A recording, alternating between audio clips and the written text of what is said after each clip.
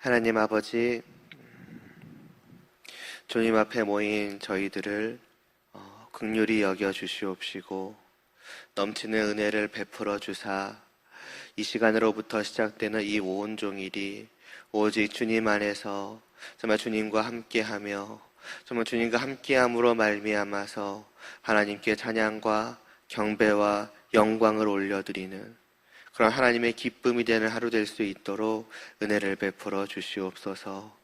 하나님을 사랑하는 그 마음이 이 하루도 저희 가운데 사라지지 않도록 하여 주시옵시고 오히려 이전보다 더욱더 뜨겁게 타오를 수 있도록 하여 주시옵시고 그래서 하나님께 영광을 돌리는 그 삶이야말로 다른 무엇과도 비교할 수 없는 우리의 진실된 즐거움이요 행복이 될 수 있도록 하여 주시옵소서. 그러한 하루를 이 말씀으로 시작하고자 하오니 이 말씀을 믿음으로 받게 하시고 이 말씀을 믿음으로 붙들고 살아가게 하여 주시고 이 말씀의 인도하심에 따라 살아갈 수 있는 그러한 저희들 될 수 있도록 하여 주시옵소서. 예수님의 이름으로 기도드리옵나이다. 아멘.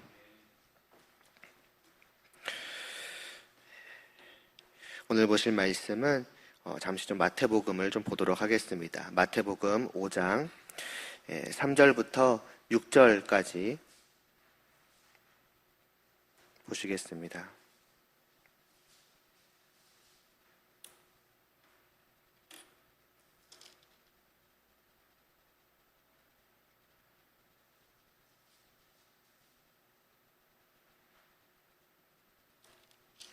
마태복음 5장 3절부터 6절까지 말씀입니다. 함께 봉독하겠습니다. 심령이 가난한 자는 복이 있나니 천국이 그들의 것이미요 애통하는 자는 복이 있나니 그들이 위로를 받을 것이미요 온유한 자는 복이 있나니 그들이 땅을 기업으로 받을 것이미요 의에 줄이고 목마른 자는 복이 있나니 그들이 배부를 것이미요. 아멘. 오늘하고 내일 그리고 이제 빠르면 이제 다음 주 정도에 끝날 것 같고 아니면 이제 그 다음 주까지 이어질 수도 있을 것 같은데 팔복에 대한 말씀을 좀 잠시 함께 나누고자 합니다.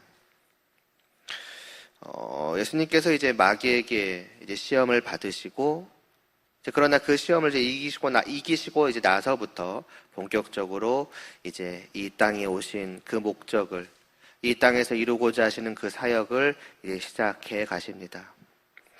그래서 예수님께서는 먼저는 이제 스불론과 납달리 지역으로 가서 이제 그 사역을 시작하시는데, 이에 대해서 4장에서는 말씀하기를 스불론 땅과 납달리 땅과 요단강 저편 해변길과 이방의 갈릴리여 흑암에 앉은 백성이 큰 빛을 보았고 사망의 땅과 그늘에 앉은 자들에게 빛이 비치었도다라고 말씀을 합니다.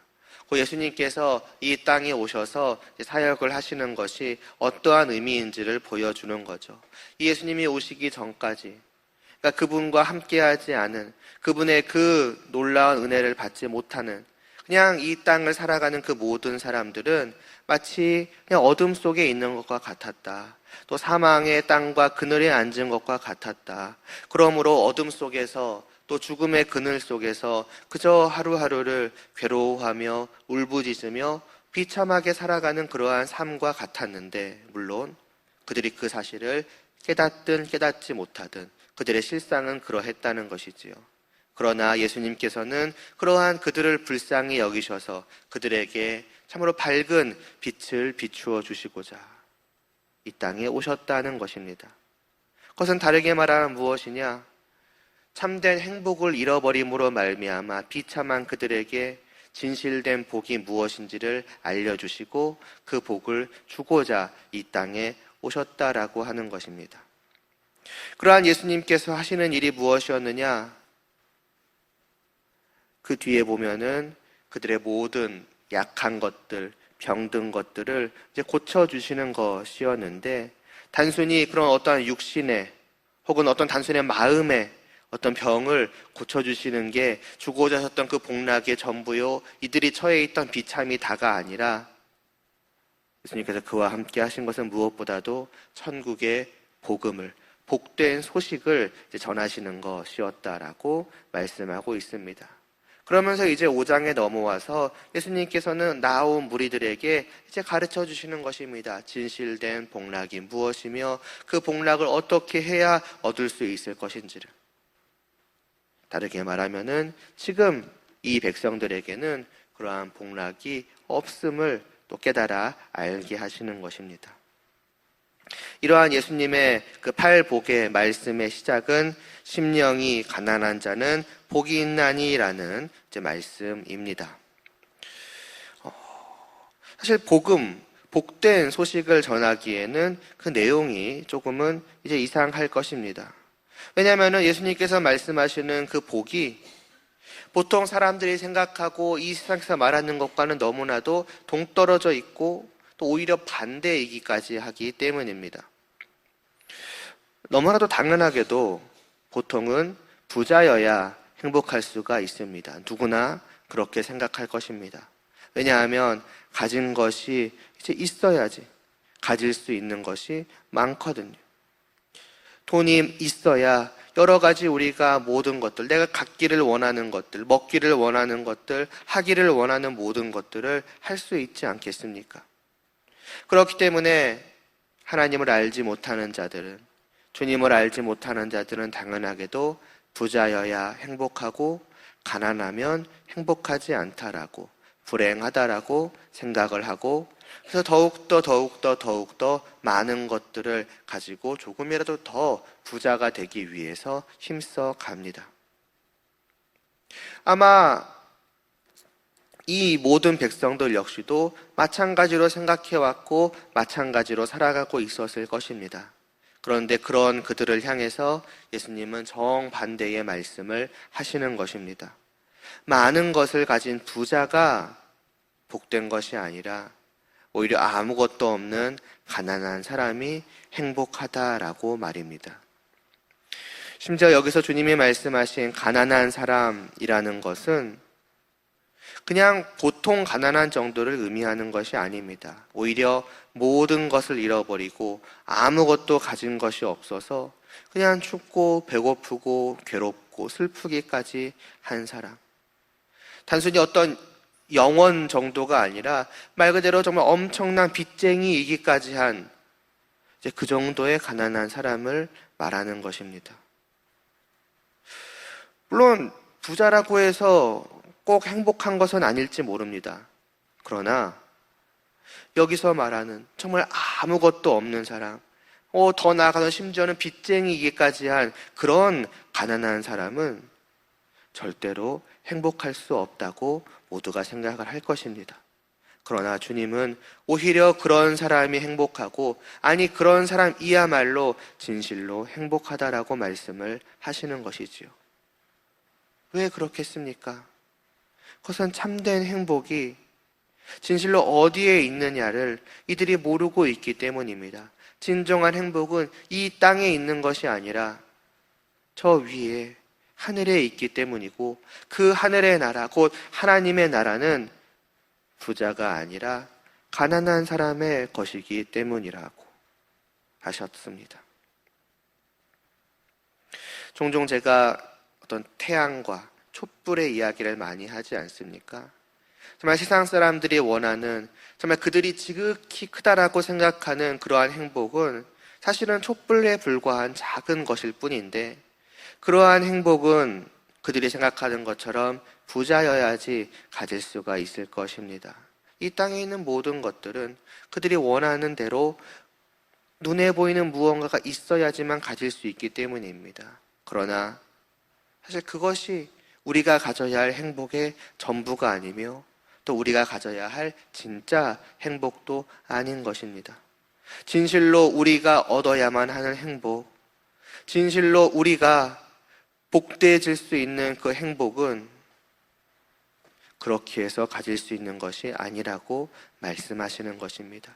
우리에게 가져야 비로소 행복할 수가 있는데 그것이 없기 때문에 앞에서 말씀드렸던 것처럼 사망의 권세 아래 정말 흑암 속에, 어둠 속에 살아가는 것과 같은 우리인 것인데, 그러한 우리를 진실로 복되게 밝히 비춰줄 그 태양과도 같은 행복은 사람들이 손에 쥐고 있는 그 무언가로 얻을 수 있는 것이 아닌 것이기 때문입니다.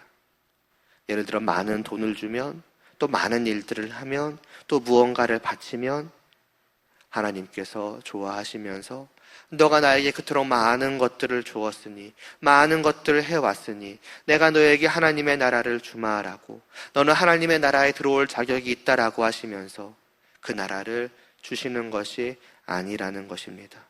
그런 식으로 하나님의 나라를 얻을 수 있는 것이 아니라는 것입니다. 그리고 이러한 사실은 예수님께서 여기서 말씀하신 부자나 가난한 자가 우리가 생각하는 돈에 많고 적음, 어떤 물질에 있고 없음에 달려있는 것이 아니라는, 그런 부자나 그런 가난한 사람을 말씀하고 있는 것이 아니라는 것을 보아도 알 수가 있습니다. 무엇의 가난함에 대해서 주님께서는 말씀하시니까 바로 심령입니다. 나의 영혼, 나의 마음의 가난함에 대해서 예수님께서는 말씀하고 계시는 것입니다. 돈이 있고 힘이 있고, 혹은 돈이 없고 힘이 없고 그러한 것이 아닙니다. 다시 말해서 눈으로 보아서 알 수 있는 그러한 것이 아니라 눈으로 볼 수 없는 그것에 대해서 말씀하고 계시는 것입니다. 이 땅에 있는 모든 것들, 눈에 보이는 모든 것들은 눈으로 보이는 것으로 살 수 있습니다. 그러나 눈에 보이지 않은 그 하나님의 나라는 눈에 보이지 않는 것으로 살 수 있습니다. 영적인 나라는 영적인 것으로만 얻을 수가 있는 것입니다. 그런데 예수님은 여기서도 또 놀라운 말씀을 하시지요. 눈에 보이는 것은 눈으로 보이는 것으로 살 수 있는 것처럼 눈에 보이지 않는 영적인 것은 눈에 보이지 않는 영적인 것으로 말하자면 얻을 수가 있을 것인데, 정작 주님은 우리에게 그 영혼이 부자인 사람이 복이 있다라고 말씀을 하시는 것이 아니라 그 영혼이 가난한 자가 복이 있는, 곧 그 영혼에 아무것도 없는 자가 진실로 복이 있다라고 말씀을 하고 계십니다. 내 안에, 내 마음 속에 있는 것으로 사라고 말씀을 하시는 것이 아닌 것입니다. 그러니까 눈으로 보이는 것으로도 살 수 없지만 정작 눈에 보이는 것으로도, 눈에 보이지 않는 것으로도 얻을 수 없는 것이 하나님의 나라라고 말씀하시는 것입니다. 갈수록 알 수 없는 소리를 하시는 것이지요. 이렇게 생각을 해보면 좋을 것 같습니다. 이전까지 사람들이 비참했던 이유는 무엇이었습니까? 그들이 눈에 보이는 것이 아무리 많을지라도 하나님이 보시기에 그들은 여전히 사망의 그늘 아래 어둠 속에서 비참하게 살아가며 신음하던 사람들이라고 말씀하던 이유는 무엇입니까? 그들이 비록 촛불과 같은 것들을 가졌을지라도 정작 태양과 같으신 하나님을 잃어버렸기 때문이 아니겠습니까? 사람들은 하나님을 모르며 살아갔습니다. 하나님이 계시다는 것도 모르고 살았고, 하나님과 함께 하는 것이 진짜 행복한 것이고, 그래서 하나님의 나라에 들어가는 것이 진실로 행복한 것이라는 것도 몰랐습니다. 물론 사람들은 말할 수 있습니다. 이스라엘 백성들은 그렇지 않지 않냐고, 이들은 하나님의 백성이 아니었냐고. 그러나 과연 그랬을까요? 물론 이들은 말로 듣고 머리로는 하나님에 대해서 알고 있었고, 정말 머리로는 자기들이 하나님의 백성이라고 생각하며 살아갔을지 모릅니다. 그러나 과연 진실로 그러했을까요? 진실로 그들이 하나님을 누리며 살아가는 자들이었을까요? 만일 그랬다면 하나님은 이들이 어둠 가운데 있었던 자들이라고 말씀하지 않으셨을 것입니다. 이들의 눈에 보이는 병과 약함으로 인한 신음은 결국에는 그들의 영적인 상태를 보여주는 것이었습니다. 하나님을 잃어버린 것이었습니다. 입으로는 하나님을 외치고 입으로는 하나님과 함께함을 말하지만은, 그러나 정작 그들이 실제로 하나님과 함께함을 누리지는 못하였고, 그래서 그들도 눈치채지 못하는 사이에 그들의 영혼은 비참하게 신음하며 지내고 있었던 것입니다. 그러한 그들에게 다시 한번 주님께서 이 땅에 오셔서 하나님의 나라를 선포하시는 것입니다. 하나님을 알게 하며 하나님의 나라에 들어가 하나님과 함께하는 것이 진실로 행복한 것이라는 그 사실을 선포하여 알게 하시는 것입니다. 그때의 사람들은 어떠한 마음을 갖게 되겠습니까? 당연히 하나님의 나라에 들어가고 싶다라고. 하나님을 알게 되었으니 저 하나님이 마치 태양과 같으시고 우리가 그동안 추구해왔던, 얻으려고 해왔던, 때로는 얻어왔던 그 모든 이 땅의 복락은 촛불이나 혹은 그것만도 못한 허무하고 헛되고 잠시 있다가 사라질 것이라는 것을 알게 된 사람들은 나는 이제 진실로 하나님을 누리고 싶다, 하나님과 함께 영원히 살아가고 싶다라는 마음을 갖게 되지 않겠습니까? 그러면 이어서도 생각을 하겠지요. 어떻게 하면 될까? 어떻게 해야 내가 하나님과 함께 할 수 있으며 어떻게 해야 내가 하나님의 나라에 들어갈 수 있을까라고요. 나는 이전에 하나님을 버렸기 때문이죠. 나는 하나님의 나라를 내 스스로 떠났기 때문이죠. 그러니 그 나라를 그냥 들어갈 수가 없는 것입니다. 무언가가 있어야 할 것입니다. 그러나 그것은 분명 눈에 보이는 돈 같은 그런 어떤 부요함은 아닐 것입니다. 하나님이 우리에게 그런 것을 요구하지는 않으실 테니까요. 내가 가진 어떤 눈에 보이는 밖에 있는 것이 아니라 이제 사람은 내 안을 들여다보게 되는 것입니다. 나의 마음을, 나의 영혼을 말입니다. 거기에 하나님이 나에게 원하시는 것, 하나님의 나라에 들어가기에 알맞은 것이 있기 때문입니다. 그것이 무엇입니까? 하나님을 사랑하는 마음이요. 그래서 하나님의 말씀을 온전히 따르고 그 하나님의 말씀을 어김으로 말미암은 죄를 짓지 않는 것입니다. 그것을 성경은 한 글자로 의라고 합니다.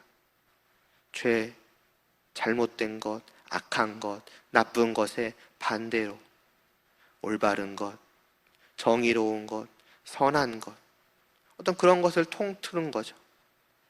하나님께서 우리에게 법을 주셨으니 그 법 앞에서 우리가 완전한 자일 때, 하나님, 저는 하나님 앞에서 정말로 이 모든 하나님의 말씀을, 하나님을 사랑하는 마음으로 온전히 순종하며 지켜왔습니다. 저에게는 아무런 죄도 없고 하나님이 보시기에 오직 의로움만 있사오니, 그러니 이러한 저를 받아주시고 하나님의 나라에 들여보내 주시옵소서 하게 되는 그것이 바로 의인 것입니다.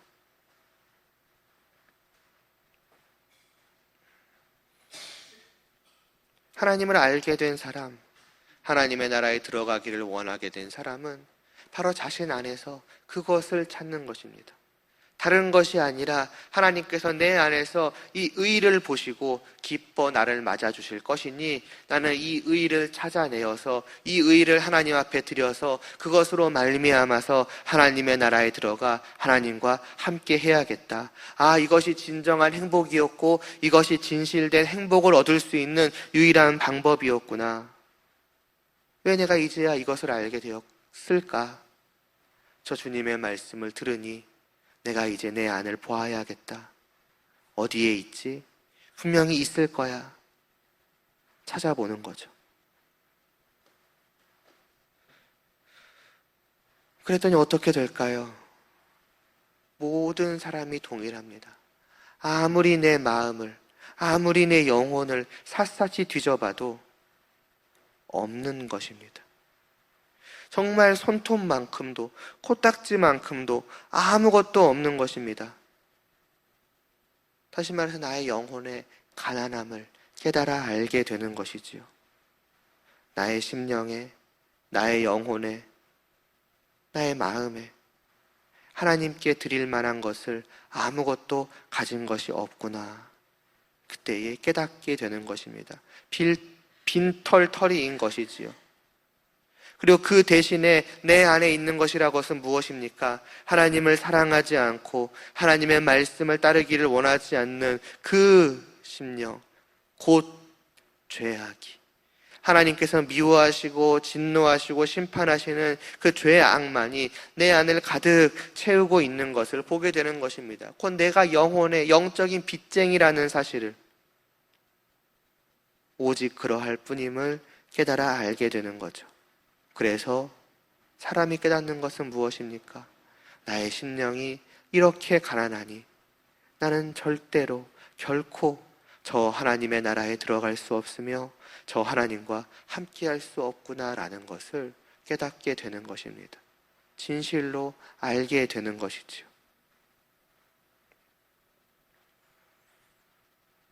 여기에 무슨 행복이 있겠습니까? 오히려 훨씬 더 큰 비참함만이 내 안을 가득 채우지 않겠습니까?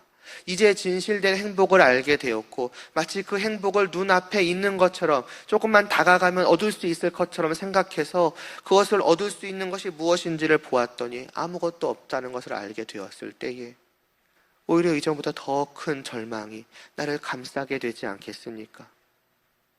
심지어 이것은 내 스스로 어찌 해결할 수도 없는 문제라는 것을 깨닫게 되니 더욱더 그러할 것입니다. 돈이야 내가 일해서 벌면 된다고 치지만 이 내 영혼의 문제는 도대체 어찌 한단 말입니까?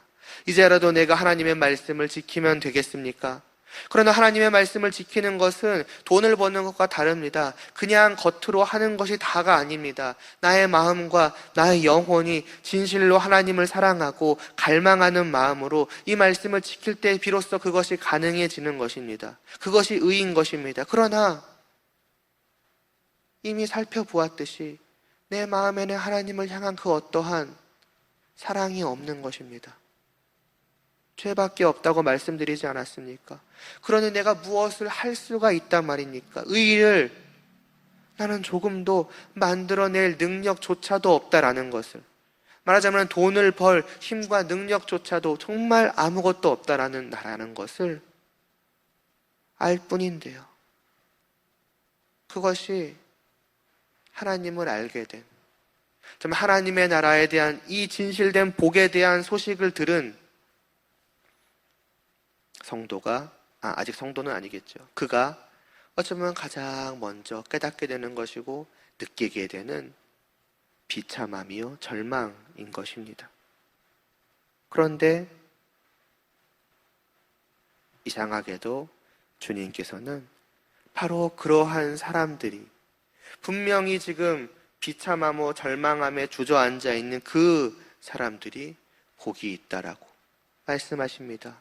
왜냐하면 천국은, 그들이 그렇게 바라는 그 천국은 바로 그런 가난한 자의 것이기 때문이라고 말씀을 하십니다. 도대체 왜 이러한 것일까? 계속해서 내일 또 이어서 말씀을 보도록 하겠습니다. 오늘 말씀을 통해 다시 한번 우리는 생각해 보았으면 합니다. 어쩌면 이 일은 우리에게서 이미 지나간 일일지 모릅니다. 그러나 지나간 일이라고 해서 우리와 아무런 관계없는 일이 아닙니다. 우리는 하나님 앞에서 우리의 힘으로 우리 안에 있는 무언가로 서 있는 자가 아닙니다. 우리가 하나님 앞에서 누리고 있는, 하나님으로 말미암아 누리고 있는 그 진실된 행복은 아무것도 없는, 정말 거지와도 같고 빚쟁이와도 같은 우리가 누리고 있는 것이라는 사실을 우리는 다시 한번 이 시간을 통해서 생각해 보아야 할 것입니다. 그건 무엇입니까? 나는 아무것도 없고 나는 아무것도 얻을 힘과 능력조차도 없는데 그런 우리에게 주어진 것이라는 것입니다. 이 하루도 마찬가지입니다. 이 하루 하나님과 함께하는 모든 시간은 우리가 무언가를 얻어낸, 그래서 마땅히 자격이 있어가지고 누릴 자격이 있어서 당당하게 누릴 수 있는 그러한 것이 아닙니다. 이 모든 것들은 정말로 그 영혼이 지극히 가난했던 우리가 그 지극히 가난함에도 불구하고 놀랍게도 누리고 있는 복락이라는 사실을 우리는 기억해야 할 것입니다. 곧 우리를 향하신 놀라운 은혜의 결실이요 다르게 말하자면 우리를 향하신 하나님의 사랑의, 놀라운 사랑의 정말 결실이라는 것입니다. 우리는 그 하나님의 사랑을 힘입어 그 하나님이 주신 은혜로 말미암아 이 하루를 복되게 살아가게 되는 것이니, 살아가는 모든 날 동안에 우리가 어찌 하나님께 찬양과 경배를 올려드리지 않을 수 있겠으며, 또 하나님께 늘 감사와 정말 영광을 올려드리고자 하는 그러한 마음으로 살아가지 않을 수가 있겠습니까? 다시 한번 우리가 어떠한 자인지, 어떠한 처지에 있었던 자인지를 진실로 생각하고 이 하루를 살아갈 수 있는 저희들 되기를 바라며 기도드리겠습니다.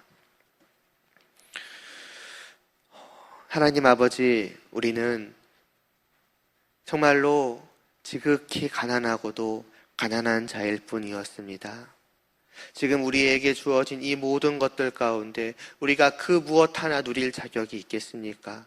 그러함에도 불구하고 심지어는 이 땅의 그 어떠한 부유한 자들이 누리는 복락과도 비교할 수 없는 놀라운 하늘의 복락을, 정말 하나님과 함께함을 누리게 하여 주시니, 정말로 이 모든 것이 그저 하나님의 말로 다 표현할 수 없는 은혜요 사랑임을 알게 됩니다. 이 하루를 우리가 그저 살아가지 않게 하시고, 이 하루 누려가는 그 모든 복락을 당연하게 여기지 않게 하여 주시옵시고, 그저 낮아진 마음으로, 그저 사랑과 은혜를 끊임없이 상기하며 이를 베푸신 하나님께 찬양과 경배를, 정말 나의 모든 것을 올려드리고자 하는 그러한 마음으로 살아갈 수 있게 하여 주시옵소서. 그것이 진실로 복락을 누리는 우리의 합당한 모습임을 깨달아 알게 하여 주시옵시고, 하나님 앞에서 우리가 마땅히 보일 마음으로, 또 자세로, 또 말과 행동 모든 삶으로 하나님의 기쁨이 될 수 있도록 하여 주시옵소서. 예수님의 이름으로 기도드리옵나이다. 아멘.